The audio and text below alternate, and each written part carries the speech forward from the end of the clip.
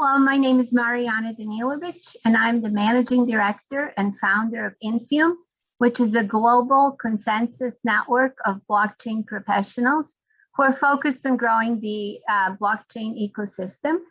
Thank you for inviting us to present at your conference, Turf Huang and Julia Shao and the CC Global team, and we're delighted to join you today. So Infiom is a global community we formed in 2019. I was running an angel group right before that, the first angel group that invested in the launch of Ethereum. So I would say my background makes me just a bit partial about the Ethereum network and all of these wonderful innovations that have been developed on it, namely DeFi and NFTs. Infiom is a network that is focused on fundraising and business development for its companies. We work with accelerators, investors, and Fortune 500 companies globally through our local virtual Infiom salons, which are hosted at the moment on Zoom. They were in person before the pandemic. Through our Clubhouse discussions, our AI-powered newsletter, our venture and NFTs Boost programs, and our proprietary digital media network, which are all developed to grow the ecosystem. So this is what Infiom network looks like with all of these different participants we just mentioned.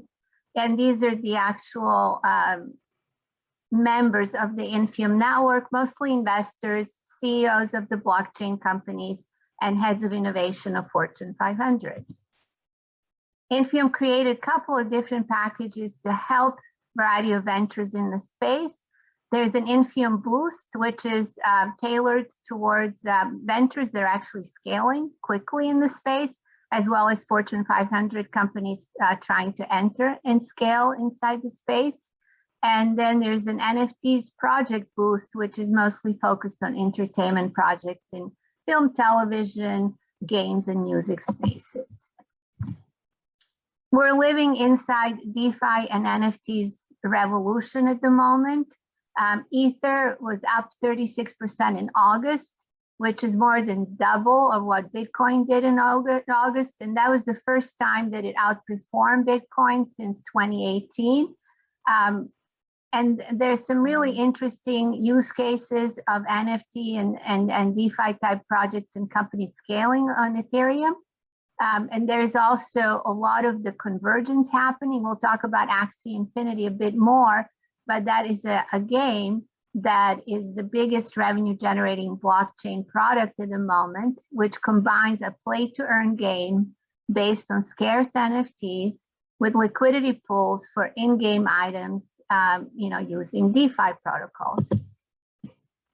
And we're going to be seeing more and more of those convergent DeFi and NFT plays in entertainment.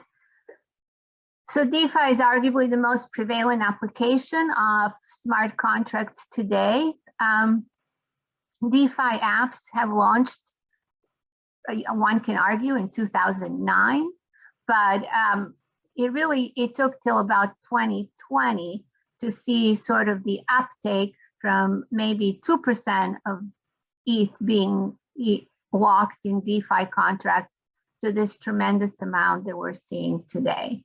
Yeah, about 200 billion being locked in DeFi contracts.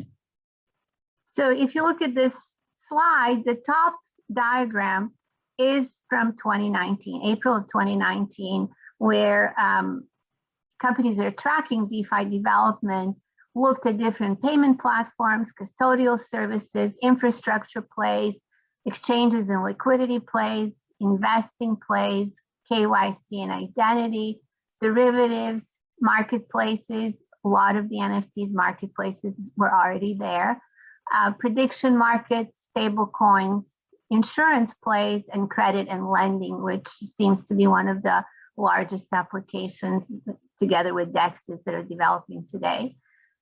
So that was in 2019, this many players in the space.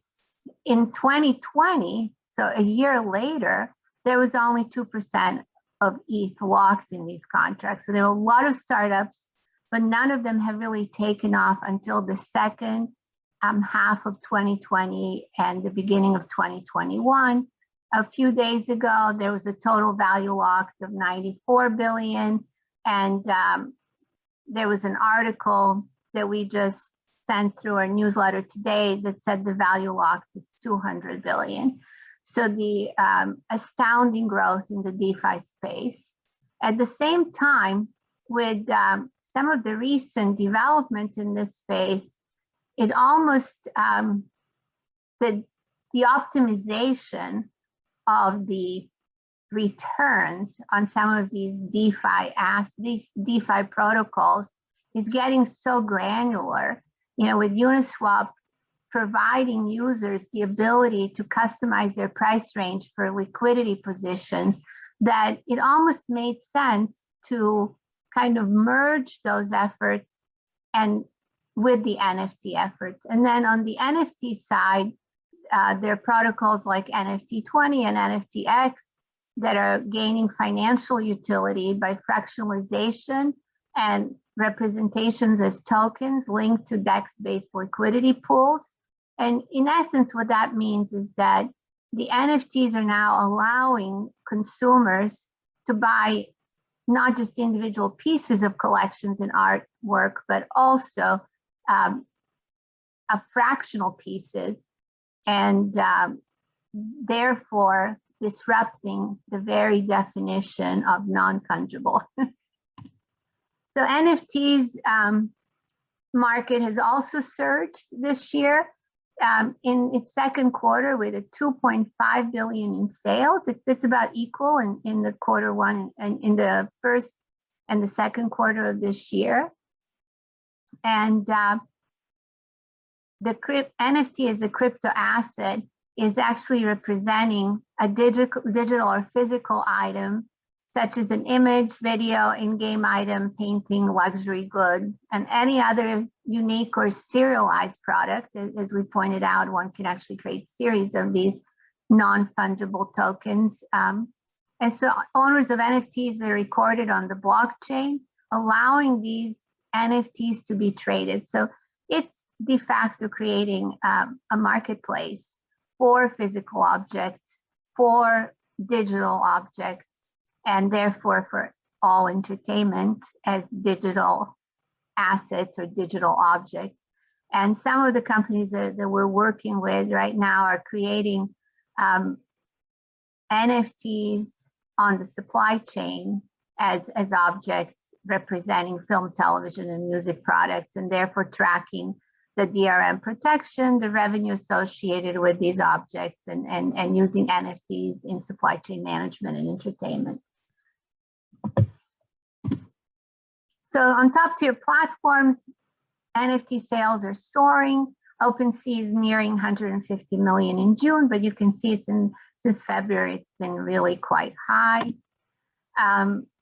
If you look at the Cryptopunks, they started out as a free project by Larva Labs and were distributed to people, and now they're being sold in hundreds of thousands and millions of dollars. They also started this whole NFT avatars space with a bunch of other companies jumping into the sector. The NFT sales volume has been pretty steady this year in Q1 and Q2, about 1.24 billion. So the genre sales have been collectibles, including some of these avatars, the board Ape Yacht Club, Loot as a new entrant into the space, and variety of other projects. Sports has been the second highest genre. Traditional art, utility, getting access to concert tickets, VIP, and other exclusive events, game, and metaverse NFTs, all top tier genres in the space at the moment. And as we talk about DeFi and NFTs and entertainment, we have to talk about the community. There really aren't any NFT sales or any DeFi project without the community, and in some cases, strengthening with these DAO organizations, decentralized autonomous organizations. Community members manage these projects They also enhance the value of the project. They promote them on crypto, Twitter, Telegram, Discord. They manage group discussions, events, aggregate community through scheduling of all of these different events and strengthening the community at the same time. Most of these community members are also invested in the community. So in shared economy, we saw companies like Lyft and Uber and Airbnb do so well and become unicorns because they provided a way for consumers to make money and not just be sort of passively participating in companies like Facebook and Google making money off of their content. But in blockchain, that's taken a step further because now the consumers are no longer fans, they're members of the team. They're part of the business of the community. They earn revenue from, performing a variety of tasks in the community, and they're invested in the tokens of the community or NFTs as projects, and therefore they're also the investor, and that strengthens their membership and belonging to that community. We feel that Fortune 500 companies have quite a bit to learn from community and DAO or as organizations. Fortune 500s have done a tremendous job in creating labs and accelerators and venture funds to invest in innovation so they can innovate and not perish. But it's really the strength of the community that allows all those innovations to take place and then just have a meteoric rise once they're introduced. So in the entertainment business, major issues actually could be solved with some of these blockchain innovations, and that's what's so exciting about it. Consumers' ability to access content is very challenging at the moment. There's pretty much every piece of content is available through a streaming service of some sort. However, the organization of that content and finding that content is still challenging. It's extremely challenging on connected TV services like, Samsung Smart TVs or Amazon Fire Stick or Roku. These are some of the services that have sort of been left behind with Netflix and Amazon getting majority of the share, now HBO Plus, Disney, etc. But even on Netflix and Amazon, the organizational programming and the programming that's being served to the viewers doesn't necessarily provide for any sort of optimization of that process. Within a community, if there are people who are actually inviting community and creating community of the same interest in programming and then distributing programs to that community, that process becomes a lot more engaging. And so we see that some of these community functions will solve this consumer ability to access and enjoy programming and be introduced to new programming. The number two issue is the producers and talents' ability to participate in intellectual property ownership. Unfortunately, with streamers, this has gone in the wrong direction. In the past, when we were doing green light analysis at Sony Pictures, there were participation points, and the issue between the producers, directors, and top tier talent in the studio was it a gross point or a net point of the revenue? Today with Netflix, most of the payments and all of the payments in majority of the cases are just paid up front. Therefore, there is no equity sharing in very successful projects. Issue number three is the producer's ability to engage consumers in the production, distribution, and marketing of content. We've seen some of this happening with crowdfunding, but it's really amplified with blockchain. One can literally create a feedback loop with the community that is feeding ideas and perceptions and feedback on programming to the producers, distributors, and marketers of programming, while the community is also all of those functions, and therefore creating a much stronger networking effect for production, marketing, and distribution of programming. So it would really change fundamentally the way industry is working through all of this today. We've also seen this with a variety of music albums dropping directly to fans, and now with Royal, with Justin trying to create a company they would share royalties with fans. So fans would be part of the production process in music. Issue number 4 is accurate tracking of ownership and profit participations. And at the moment, there is a real issue in tracking ownership and profit participations for film, television, music, and other programs. And with the blockchain, with an immutability and a transparency of the network, as well as network being managed by the fans, the viewers, the team members, if you'd like, that would be also solved, that issue. And then ability to distribute content to an engaged audience. At the moment, Netflix and Amazon really have most of the information on consumer data. And if you look at this next slide, this was one of the very interesting slide, in a presentation to data scientists. What is the role of a data scientist at Netflix?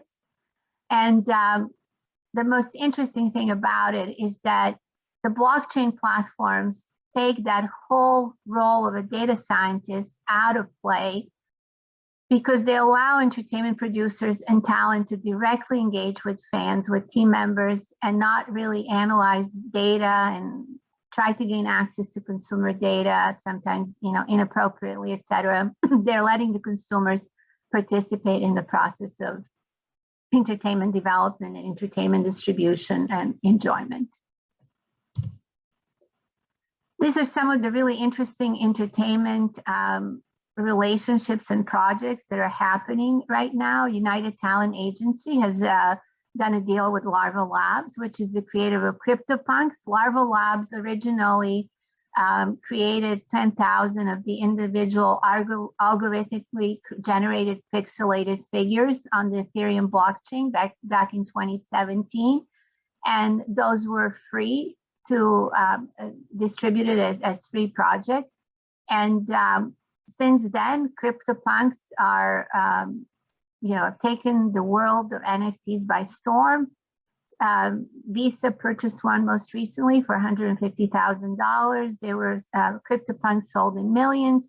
And so UTA, one of the top Hollywood talent agency, has decided to sign up CryptoPunks in a representation deal that would bring this project to film, television, video games, and other licensing areas. And they will also represent Larva Labs' other projects, which is MeBits and Autoglyphs. So that's a very interesting partnership. The other partnership is Visa and CryptoPunks deal. We've seen Budweiser and some other top tier brands investing in the NFTs space. This is all because the value of CryptoPunks has skyrocketed, with a bundle of 9 CryptoPunks sold for just under 17 million in May. And it was through an auction run by Christie's. So it is not letting down. We've spoken to Christie's on a project that involves some of the original heritage museums around the world and their art collections. And in that discussion, we realized that Christie's is actually staying in this space and will continue to do different collections, auctions through Christie's for the NFTs that are very successful. StonerCat is a television project by Mila Kunis and Ashton Kutcher. It raised about 8.3 million in just a few minutes time, pre-selling NFTs to the access to the programming, and raised the transaction fees of the Ethereum network from $9.5 to $35. The actual payment to view StonerCat was $800, which is much higher than any premium VOD offering at the moment.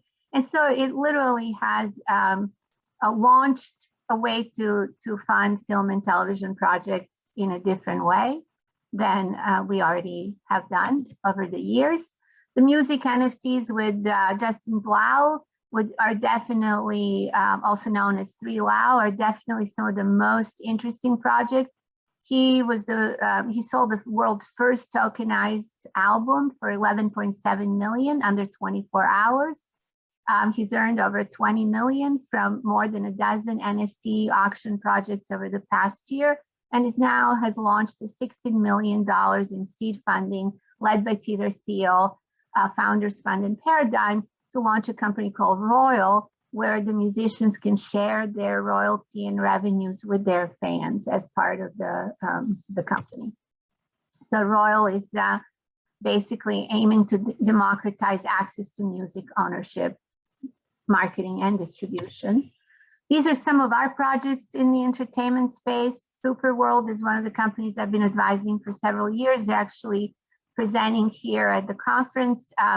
They're one of the most interesting real world meets metaverse, AR and VR opportunities combined with NFT sales marketplace. They have over 45,000 accounts and counting every day. There's 64 billion plots in Superworld of land that one can buy and then launch NFTs and different media projects, film, television, music, concerts, festivals inside Superworld.